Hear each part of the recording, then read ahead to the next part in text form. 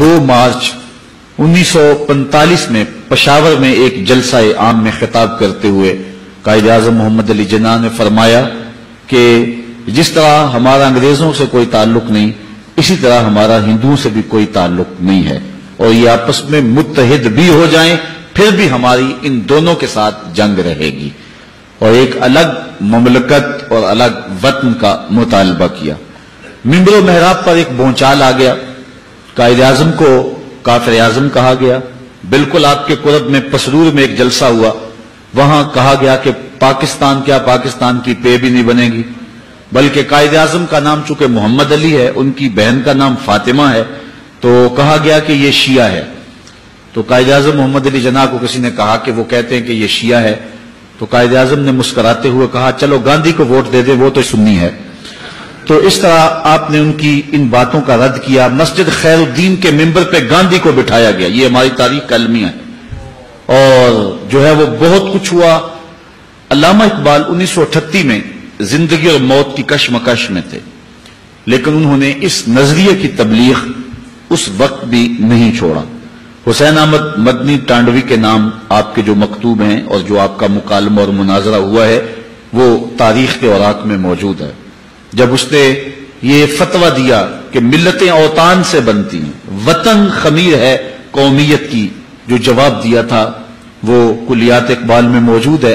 سرود بر سر منبر کے ملت از وطن است، چے بے خبر ز مقام محمد عربیست، بمصطفیٰ برساں خیشرا کے دیں ہما اس، اگر باؤ نہ رسیدی تمام بو لہبیست۔ اقبال نے کہا تھا کہ میں تو سمجھا تھا کہ یہ قرآن و حدیث پڑھنے اور پڑھانے والے دین کے مزاج سے آشنا ہوں گے، لیکن یہ جو فتویٰ داغا گیا ہے کہ ملتیں اوطان سے بنتی ہیں، اس سے سمجھ آ گئی کہ ان لوگوں کو ابھی حضور کے مقام سے خبر ہی نہیں ہوئی ہے۔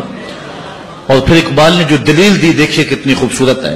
اقبال کہتا ہے اگر ملتیں اوطان سے بنتی ہوتی، وطن کی مٹی سے ملتیں مارز وجود میں آتی ہوتی، تو اقبال کہتا ہے کہ پھر ابو لہب سے کیا اختلاف تھا، وہ تو رشتے میں سکا چچا لگتا تھا، وطن بھی وہی تھا، دیش بھی وہی تھا، مٹی بھی وہی تھی، آب و ہوا بھی وہی تھی، ابو جہل سے کیا اختلاف تھا۔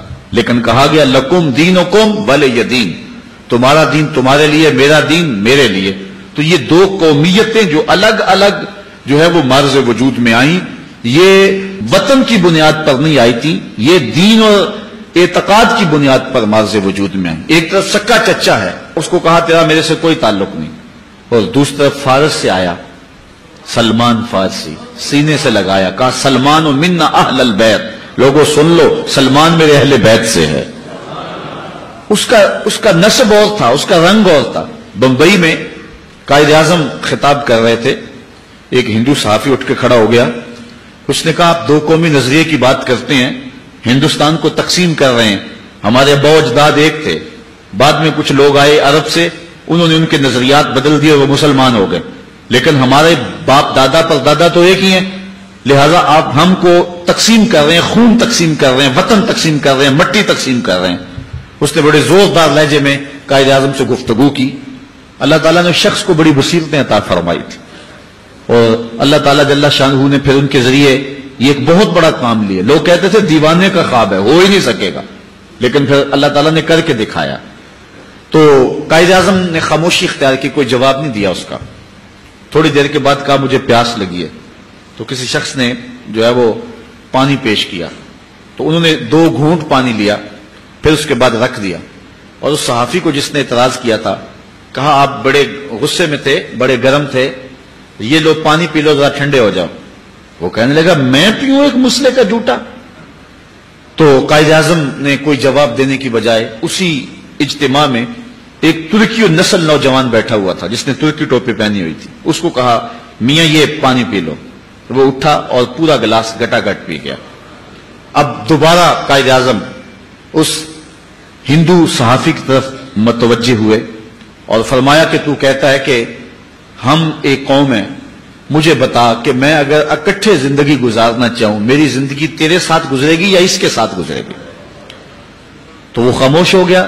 فرمایا اس کا میرا نسبی تعلق کوئی نہیں، خاندانی تعلق کوئی نہیں، میرا اس کا وطن کا ربط و رشتہ کوئی نہیں، لیکن اسلام کی بنیاد پر یہ میرے ساتھ اکٹھا زندگی گزار سکتا ہے، اور تم میرے ہم وطن ہو، ہم ملک ہو، ہم زبان ہو، لیکن تمہارے ساتھ میری زندگی نہیں گزر سکتی۔